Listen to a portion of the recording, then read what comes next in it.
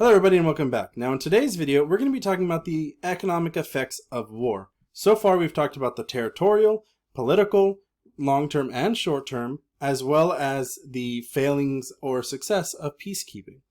Now we need to really dig into the economics, how much the war ultimately cost.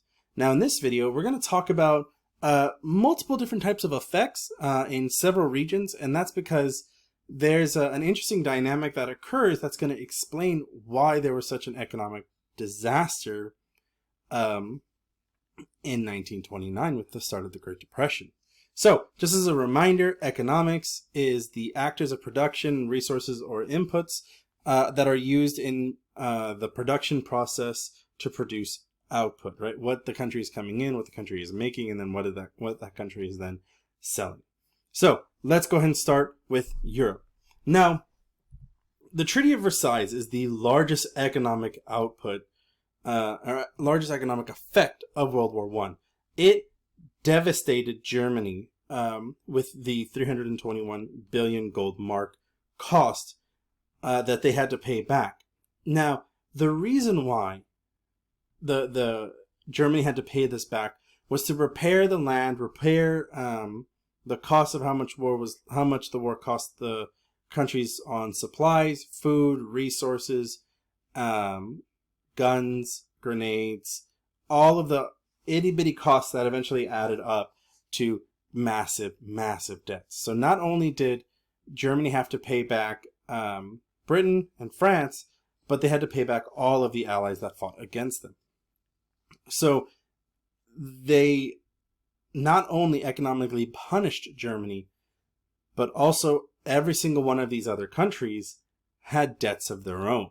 They had to pay their own debts. So yes, a large part of the Treaty of Versailles and the economic cost of it is, revanchism with France, Britain trying to stabilize the economy, and multiple other countries trying to just survive from the end of the war. It then puts on a heavy burden onto Germany and their own debt that they have to now pay. And from 1918 and 1919, when the Treaty of Versailles was being drafted and then officially signed in, Germany was then put on a payment structure to pay back the countries. Because, again, Germany had to pay France and Britain's debt as well as their own. Now, each of these countries, as you're going to hear in a little bit, comes to the United States. But more on that later. So all of these debts had to be paid. And so Germany was put on a payment structure between 1919 all the way until 2017, I believe. And when Germany every year was struggling to pay them back because the newly created government, which did not have the trust of the people, which had less land and had no colonies and less markets, they eventually defaulted on their payments. They could not pay them back. And there was a little bit of a grace period that was put up for Germany between 1919 and 1921. And then 1922, they started to make some sort of a payment. But then in 1923, Germany could not make a payment. Like there was not enough money around. They were too economically destroyed, and they just couldn't pay it. And so, although Britain and the United States was saying, hey, let's give them a little bit of space, let's give them some grace and give them extra time to pay this back, France and Belgium said, absolutely not. We are dying. We are at such an economic catastrophe that we cannot wait for them to pay. We cannot wait for them or give them any more grace. So instead, if Germany cannot pay that money, we're going to take part of their land. This is called the Ruhr Crisis, and it starts in 1923. And this Ruhr Crisis is France and Belgium invading Germany, taking the Ruhr Valley, R-U-H-R, the Ruhr Valley. They take that region, which is an economic and manufacturing hub for Germany, thus causing Germany's economic production to fall even further, while at the same time causing the German dollar to go to so much inflation, to rise unbelievably high, that at the height of the Ruhr Crisis, 1 US dollar was equal to 4.2 trillion gold marks. 1 US dollar was 4.2 trillion German dollars. The Ruhr Crisis essentially took the debt that Germany already had to pay, the struggling that the Weimar Republic was having, the mistrust and the absolute shattered nationalism that Germany was feeling, and just threw it all in a deep fryer of economic inflation. So much so that people were going to grocery stores with wheelbarrows worth of useless money and trying to pay for their day-to-day foods. This crisis right here is one of the worst economic crises that occurs in Europe, and is a flashpoint, is a harbinger for the already weak system that is going to be coming in the next 6 years. The Ruhr Crisis in 1923, as you're going to learn in the Hitler unit, as you're going to learn in the Italy unit and the Japanese unit, this crisis was worse than the Great Depression for countries like Germany, Italy, and Japan. In fact, the Great Depression in some of these cases were actually beneficial. So when you're really looking at the economic effects, the Ruhr Crisis is something you really want to highlight. Just the fact that Germany couldn't pay their loans, so Britain and Belgium invade, take their highest production value territory, essentially keeping Germany economically lower, and then further descending Europe into economic disaster. Now, why? Why is it Europe in such a disaster? Well, plain and simple, the United States, because we were coming fresh off from our war with Mexico and we were still resolving our nation, we decided we didn't want to get involved for the first couple of years of World War I, right? We had our own internal struggles that we had to deal with. However, that does not mean we were not willing to make a buck. So, between 1912 to 1917, when the United States gets involved, we start producing economic goods, and we produce everything that you need. Bullets, bandages, bombs, whatever you got, here it goes. And so the United States was the main supplier for the Triple Entente. So United States military goods was going to Britain, was going to France, was going to Russia, eventually going to Italy, eventually going to lots of different countries. And so because of this, the United States was making money hand over fist. They're just making as much money as possible. And when the war started getting longer and longer and longer by 1915, 1916, Britain and France could now no longer purchase these goods on cash dollars, on gold. So they ended up loaning them from the United States. Thus, during the war, the United States creates war profiteering that is specifically focused on loans by Britain and France to pay for those weapons that they need to win the war, which then puts all of the Allies on this rocky slope. Sure, the British Empire was the largest economic powerhouse leading to the war, but the United States comes out of the war as the richest empire out there.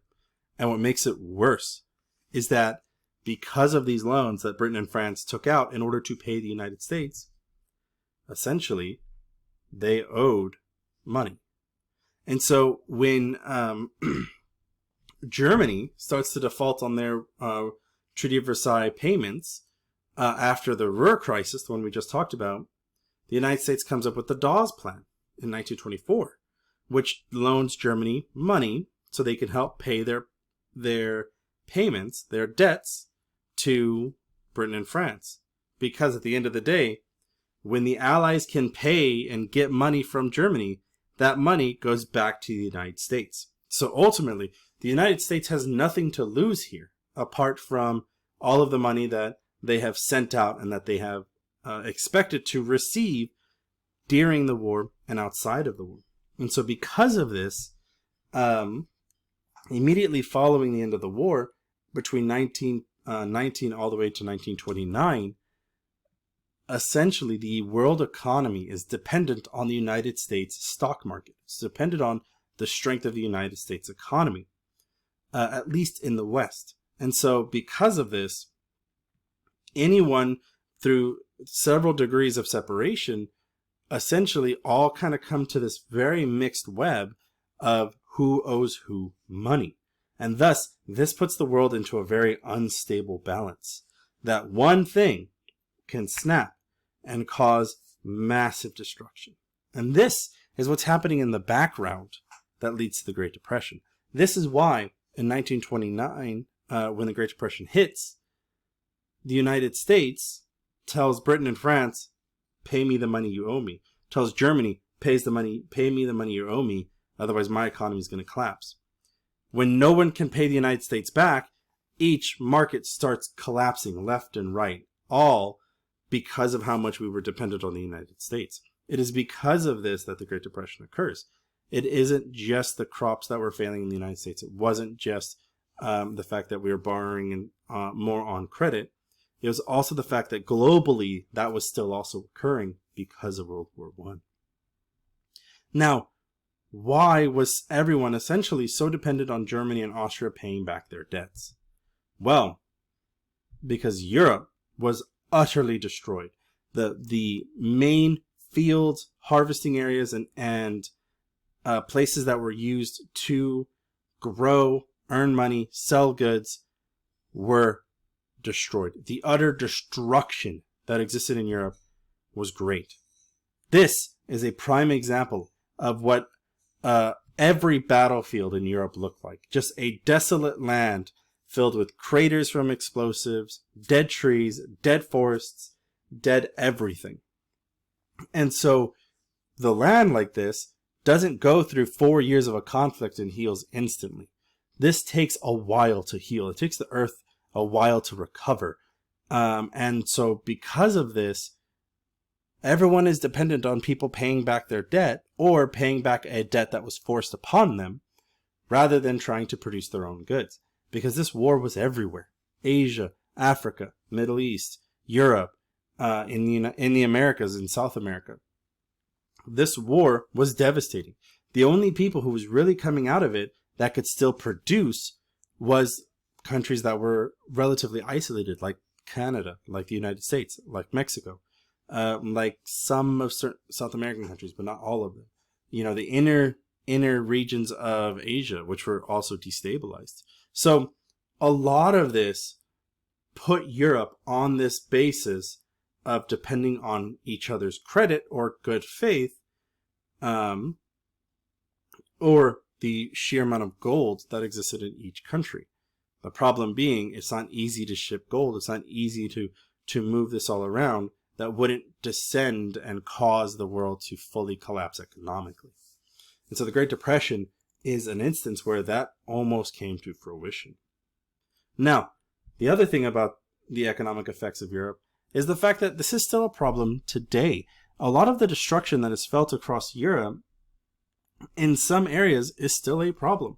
Yes, some of the trees have come back. Yes, some of the grass and earth has recovered, but there are still unexploded mines. There are still unexploded ordnance and dangerous things buried in the earth. Chemical bombs still buried in the earth that need to be recovered. And so there are parts of Europe that are completely cordoned off because of World War I, because of the devastation that was left. And the fact that this impact, this effect of the war not only has an economic change, but is something that is a stark reminder of just how far we descended in this war.